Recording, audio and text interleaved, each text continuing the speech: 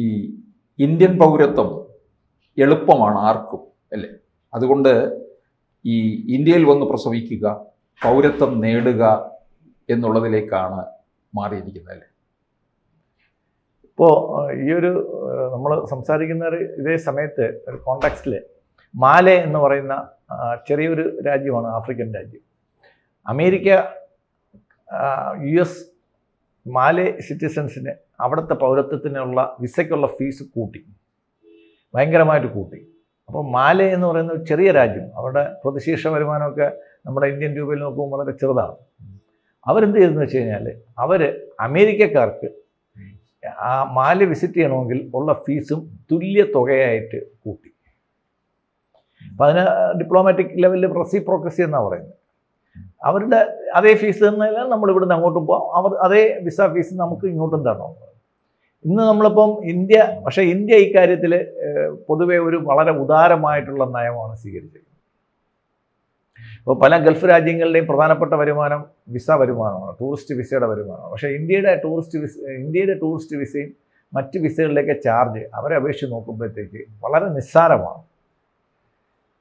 അതേപോലെയാണ് ഒരു സ്ത്രീ ഇന്ത്യയിൽ വന്നിട്ട് മറ്റൊരു രാജ്യത്തിൻ്റെ സ്ത്രീ ഇന്ത്യയിൽ വന്ന് അവർ ഇവിടെ ഒരു കുഞ്ഞിന് ജന്മം നൽകിയാൽ നമ്മൾ ഇന്ത്യൻ സിറ്റിസൺഷിപ്പ് അവർക്ക് ഒരു പൈസ പോലും ചിലവാക്കാതെ നമ്മൾ അവർക്ക് കൊടുക്കുക.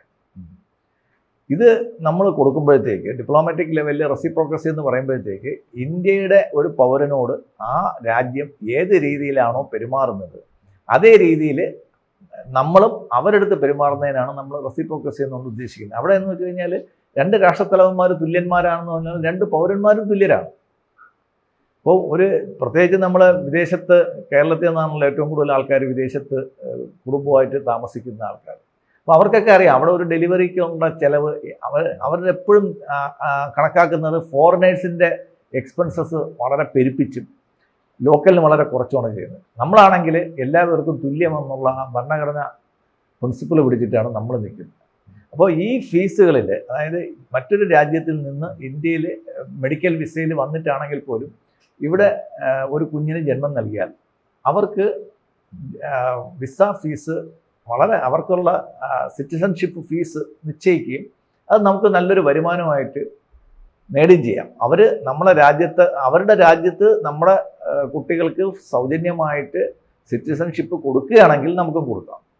അല്ല അവർ ചാർജോ മറ്റ് ഫീസോ ഈടാക്കുകയാണെങ്കിൽ അതേ ചാർജും ഫീസും നമ്മൾ ഈടാക്കണം. ഞാൻ അവർ കൊടുക്കുന്നേ ഇല്ലെങ്കിൽ നമ്മൾ ഒരു രീതിയിലും കൊടുക്കേണ്ട കാര്യമില്ല. കാര്യം ഇപ്പോൾ കുവൈറ്റിലെ അവിടെ ജോലി ചെയ്യുന്ന ഒരു സ്ത്രീ അവിടെ വെച്ചൊരു കുഞ്ഞിന് ജന്മം നൽകി കഴിഞ്ഞാൽ കുവൈറ്റ് സിറ്റിസൺഷിപ്പ് കൊടുക്കുന്നില്ലെങ്കിൽ ഇന്ത്യ എന്തുകൊണ്ട് തിരിച്ചു കൊടുക്കുന്നു എന്നുള്ളത് നമുക്ക് ഇതുവരെ ഉത്തരം കിട്ടാത്തൊരു ചോദ്യമാണ്. നമ്മളിവിടെ കാണിക്കുന്ന ഒരു ഉദാരത, നമ്മളെ ഔന്നത്യമല്ല കാണിക്കുന്നത്, ഇന്ത്യൻ പൗരത്വം എന്തോ വില കുറഞ്ഞ ഒരു സാധനമായിട്ട് മാർക്കറ്റിൽ തോന്നുന്നുണ്ട്. അപ്പം ലോകത്തെ 4ാമത്തെ വികസിത രാജ്യം എന്നുള്ള രീതിയിലോട്ട് നമ്മൾ പോയി. ഇപ്പം ജർമ്മനി പോലുള്ള യൂറോപ്യൻ രാജ്യങ്ങൾക്കൊക്കെ മേലിലായി ഇന്ത്യ. പക്ഷേ ഇത്തരം കാര്യങ്ങളിൽ നമ്മളിപ്പോഴും പഴയ ഒരു നിലപാട് തന്നെയാണ് സ്വീകരിക്കുന്നത്. ഇത് നമുക്ക് കിട്ടുന്ന റവന്യൂവിൻ്റെ തുക മാത്രമല്ല, നമ്മുടെ ആത്മാഭിമാനത്തിൻ്റെ പ്രശ്നം കൂടെയാണ്. നമ്മൾ എന്തിനവർക്ക് സൗജന്യമായിട്ട് സിറ്റിസൺഷിപ്പ് കൊടുക്കുന്നു? നമുക്ക് തരാത്ത സ്ഥിതിക്ക് നമ്മൾ എന്തിനവർക്ക് കൊടുക്കുന്നു? അത് വളരെ സീരിയസ് ആയിട്ട് നമ്മുടെ രാഷ്ട്രീയ നേതൃത്വവും പാർട്ടികളൊക്കെ ആലോചിക്കേണ്ട കാര്യമാണ്. അതിന് നമുക്കൊരു മൂക്കുകയറുണ്ട്. കാര്യം ഞാനിത് പറയാൻ കാരണം, ബംഗ്ലാദേശിൽ നിന്ന് ഇന്ത്യയിലേക്ക് മെഡിക്കൽ വിസയിൽ വരികയും ഇവിടെ ആ കുഞ്ഞിന് ജന്മം നൽകിയിട്ട് അവരും അച്ഛനും അമ്മയും ഉൾപ്പെടെ ഉള്ളവർ ഇവിടെ പൗരത്വം എടുക്കുകയും ചെയ്യുന്ന ഒരു സ്ഥിതി ബംഗാളിൽ വഷളായിട്ടുണ്ട്. ഇപ്പം എങ്ങനെയാണ് SIR വന്നപ്പോഴത്തേക്ക് ഇത്രയും പൗരന്മാരെ ബംഗാളിലും ബീഹാറിലും ഒക്കെ, ഇപ്പം ബീഹാറിൽ വന്നതിൻ്റെ ഇരട്ടിയോളം ആൾക്കാർ ബീഹാറിലുണ്ടായതിനേക്കാളും ഇരട്ടിയോളം ആൾക്കാർ ചിലപ്പം ഒരു സ്പെഷ്യൽ റിവിഷൻ നടത്തുകയാണെങ്കിൽ പുറത്തു പോകും. അത് സാരമായിട്ട് ബാധിക്കാൻ പോകുന്നത് മമതയ്ക്ക് കിട്ടുന്ന വോട്ടുകളാണ്. കാലാകാലങ്ങളായിട്ട് CPM-ന് കിട്ടിയ ആ വോട്ടുകളാണ് മമത സ്വന്തം കയ്യിലാക്കിയിരിക്കുന്നത്. അത് കൈവിട്ടു പോകുന്നൊരു അവസരം വരികയാണെങ്കിൽ മമതയ്ക്ക് ചിലപ്പോൾ പശ്ചിമ ബംഗാളിലെ ഭരണം തന്നെ നഷ്ടപ്പെടുന്ന ഒരവസ്ഥയിലേക്ക് എത്തും. അല്ല, അവിടെ സമഗ്ര വോട്ടർ പട്ടിക പരിഷ്കരണം വരുമ്പോഴത്തേക്ക് ഇവിടെ 5 ലക്ഷം പേരാണ് പോയെങ്കിൽ അവിടെ 15 ലക്ഷം പേര് പോകും. കാര്യം അത് അത്രയും ക്രോസ് ബോർഡർ കടന്നു വന്ന ആൾക്കാരാണ് അവിടുത്തെ വോട്ടർമാരായിട്ട് നിൽക്കുന്നത്. കാര്യം റേഷൻ കാർഡ് വന്നപ്പോഴത്തേക്ക് ഏറ്റവും കൂടുതൽ ബുദ്ധിമുട്ടിയ ഒരു സംസ്ഥാനം യഥാർത്ഥത്തിൽ ഈ ശേഷൻ കാർഡ് വന്നതിൻ്റെ ഒരു എഫക്റ്റ് തന്നെയാണ്. ഇപ്പം നമ്മൾ പറയും പോലെ പെട്ടെന്ന് പ്രത്യയശാസ്ത്രം മാറിയതിൻ്റെ വിഷയങ്ങളൊന്നുമല്ല.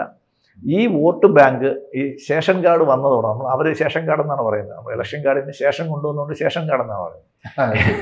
അപ്പോൾ ഈ ശേഷൻ കാർഡ് വന്നതിന് ശേഷമാണ് ഈ പശ്ചിമ ബംഗാളിലെ CPM-ന്റെ പിടി അയഞ്ഞു തുടങ്ങുന്നത്. ഈ വോട്ടും അതുമായിട്ട് ഒരു ഡയറക്റ്റ് റിലേഷൻഷിപ്പ് നമുക്ക് കാണാം. അതേപോലെ ഈ സ്പെഷ്യൽ ഡ്രൈവ് നമ്മൾ ഉദ്ദേശിക്കുന്ന രീതിയിൽ വരികയാണെങ്കിൽ മമതയ്ക്ക് അധികാരം നഷ്ടപ്പെടാനുള്ള ഒരു കാരണമായിട്ട് അത് മാറാം. അല്ലെങ്കിൽ അവരുടെ വോട്ടുകളിലും സീറ്റുകളിലും ഗണ്യമായിട്ടുള്ള കുറവുണ്ടാക്കാനുള്ള ഒരു കാരണമായിട്ട് നമുക്കത് കാണാൻ പറ്റും. ബംഗാളിലായിരിക്കും അത് ഏറ്റവും കൂടുതൽ. ബംഗാളിലാണ് ഏറ്റവും കൂടുതൽ ക്രോസ് ബോർഡറായിട്ട് വന്ന ബംഗാളിലും ആസാമിലായിരുന്നു. ആസാമിൽ ഇപ്പം കോൺഗ്രസിന് ഭരണം നഷ്ടപ്പെട്ടതിന് ഒരു പ്രധാന കാരണം ഇത് തന്നെയാണ്. ഈ ബോർഡർ കടന്നു വന്നവരുടെ വോട്ടിന് ഉണ്ടായ ഒരു ശമനമാണ് ആസാമിൽ BJPക്ക് ഭരണം പിടിക്കാൻ സാധിച്ചത്. ഒരു 25 വർഷത്തിന് മുമ്പുള്ള നമ്മുടെ ഒരു സിറ്റുവേഷൻ വെച്ചിട്ട്, ഞാൻ ആ സമയത്ത് ആസാമിലുണ്ട്, ആ സമയത്ത് ഒരു സിറ്റുവേഷൻ വെച്ചിട്ട് BJP എന്നെങ്കിലും ഒരിക്കൽ അവിടെ അധികാരത്തിൽ വരുമെന്ന്, കേരളത്തിനേക്കാളും മോശപ്പെട്ട ഒരവസ്ഥയിലായിരുന്നു ആസാമിൽ BJP. അവരൊരിക്കലും അധികാരത്തിൽ വരുമെന്ന് അവിടെ ആരും പ്രതീക്ഷിച്ചതല്ല. പക്ഷേ ഇന്ന് അവിടുത്തെ അപ്രതിരോധ്യമായ ഒരു കോട്ടയായിട്ട് അവർ ആസാമിനെ മാറ്റി. ഇനി മാറ്റം അടുത്ത് അവർ പ്രതീക്ഷിക്കുന്നത് ത്രിപുര മാറി. ആസാം ത്രിപുര ആ ബോർഡറാണല്ലോ, ബംഗ്ലാദേശ് ബോർഡർ. ഇനി അടുത്ത് ഒരു തിരിച്ചടി അവർ നേരിടാൻ പോകുന്നത് വെസ്റ്റ് ബംഗാളിൽ നിന്നായിരിക്കും എന്നാണ് എൻ്റെ പ്രതീക്ഷ. പക്ഷേ എന്നാലും ഇത്തരത്തിൽ ഈ രണ്ട് ചില നേട്ടങ്ങൾ ഉണ്ടാക്കാൻ കഴിയും. ഇത്തരത്തിലുള്ള ഈ വോട്ടർ പട്ടികയിൽ കടന്നുകൂടുന്നതും ഇല്ലാതാക്കാൻ കഴിയും. അതെ, ഇന്ത്യയുടെ ഒരു ഭാവിയിൽ അത് ഇന്ത്യയിലേക്കുള്ള കടന്നുകയറ്റം ഇല്ലാതാക്കാൻ അത് വേരോടെ നമുക്ക് മാറ്റാൻ കഴിയും. മാത്രമല്ല, നമ്മൾ ഇത് ഒരു അതിർത്തി പ്രശ്നം മാത്രമല്ല, നമ്മുടെ മറ്റു രാജ്യങ്ങളിലുള്ള നമ്മളുടെ പൗരന്മാരുടെ അന്തസ്സിൻ്റെയും കൂടെ പ്രശ്നമാണ്. അങ്ങനെ വരികയാണെന്നുണ്ടെങ്കിൽ, പക്ഷേ മറ്റ് രാജ്യങ്ങളുടെ ഇടയിൽ ഇന്ത്യ ഇപ്പോൾ നേടിയിരിക്കുന്ന ഒരു അംഗീകാരമുണ്ടല്ലോ ഇത്തരത്തിൽ. അതെ, അതായത് പൗരത്വം ഇങ്ങനെ നൽകുന്നത്. അതെ, അതിലുള്ള ഒരു വിശ്വാസ്യത ഉണ്ടല്ലോ അവർക്ക്. അല്ല നിങ്ങൾ കൊടുക്കുന്നില്ലല്ലോ. ഇപ്പോൾ ഇന്ത്യൻ പാസ്പോർട്ട് കൊണ്ട് നമുക്ക് കുവൈറ്റിൽ ചെല്ലാൻ പറ്റുന്നതുകൊണ്ടാണല്ലോ കുവൈറ്റുകാർക്ക് ഇന്ത്യയിലോട്ട് വരാൻ പറ്റും. അതെ, കുവൈറ്റുകാർ ഇന്ത്യൻ പാസ്പോർട്ട് അംഗീകരിക്കാത്തിടത്തോളം കാലം അവർ അവരുടെ പാസ്പോർട്ട് അംഗീകരിക്കേണ്ട ആവശ്യമില്ലല്ലോ. ഇത് ഇപ്പോൾ ട്രംപിൻ്റെ അടിമകളെ പോലെ ട്രംപിന് കുറേ അടിമ രാജ്യങ്ങളുണ്ട്. ജപ്പാനെ പോലെയും പാകിസ്ഥാനെ പോലെയും കുറേ അടിമ രാജ്യങ്ങളുണ്ട്. അപ്പോൾ ഇന്ത്യ ആ അടിമത്വത്തിൽ നിന്ന് എന്തുകൊണ്ട് മോചിച്ചൂടാ? അതുപോലെ നിങ്ങൾ ഇന്ത്യക്കാർക്ക് നിങ്ങൾ സിറ്റിസൺഷിപ്പ് കൊടുക്കുന്നില്ലല്ലോ അവിടെ. പിന്നെ ഇന്ത്യ എന്തുകൊണ്ട് റെസിപ്രോക്കേറ്റ് ചെയ്യണം? നമുക്ക് എന്തെങ്കിലും കുറവുണ്ടോ? ഇന്ത്യക്കാർക്ക് ബേസിക്കലി എന്തിൻ്റെയെങ്കിലും കുറവുണ്ടോ? ഇല്ല. പിന്നെ നമ്മൾ എന്തിനു കൊടുക്കണം? ഇത് കേരളം ചർച്ച ചെയ്യേണ്ട ഒരു വിഷയമാണ്, ചെയ്യപ്പെടേണ്ട വിഷയമാണ്. ഇതിൽ നമുക്ക് ഒരു ബാൻ നമുക്ക് ആവശ്യപ്പെടാം. ഇത് വേറൊന്നുമല്ല, നമ്മുടെ ആത്മാഭിമാനത്തിൻ്റെ ഒരു പ്രശ്നം എന്നുള്ള രീതിയിൽ നമുക്കിത് ഉയർത്തിക്കൊണ്ടുവരാം. നരേന്ദ്രമോദി തീർച്ചയായിട്ടും ഇത്തരം കാര്യങ്ങളിലൊക്കെ കാര്യം നേവിയുടെ ചിഹ്നത്തിൽ നിന്ന് കുരിശെടുത്ത് മാറ്റിയത് സാറ് ഓർക്കുന്നുണ്ടാവും. അപ്പോൾ അതെടുത്ത് മാറ്റേണ്ട ആവശ്യം ഉണ്ടായിരുന്നു. അപ്പം ഇന്ത്യയിൽ ഇതുപോലെ തന്നെ റെഡ് ക്രോസ് സൂക്ഷിക്കുന്നുണ്ട്. പക്ഷേ ഇസ്ലാമിക രാജ്യങ്ങളിലൊന്നും റെഡ് ക്രോസ് ഇല്ല, അവിടെ റെഡ് ക്രസൻ്റ് ആണ്. അപ്പോൾ അവരുടെ രാജ്യങ്ങൾക്ക് വേണ്ട കാര്യങ്ങളെല്ലാം അവർ ചെയ്യുന്നുണ്ട്. നമ്മൾ മാത്രം വളരെ ലീനിയൻസി എല്ലാത്തിനോടും കാണിച്ചുകൊണ്ടിരിക്കുന്നു. ലീനിയൻസി നല്ലതാണ്, പക്ഷേ അത് ഒരു പരിധി കൂടുതൽ നീണ്ടുപോണ്ട എന്നാണ് എൻ്റെ വ്യക്തിപരമായിട്ടുള്ള അഭിപ്രായം. കൂടുതൽ വാർത്തകളും വിശേഷങ്ങളും നിങ്ങളിലേക്ക് എത്താൻ ABC മലയാളം സബ്സ്ക്രൈബ് ചെയ്യുക, ബെൽ ബട്ടണും അമർത്തുക.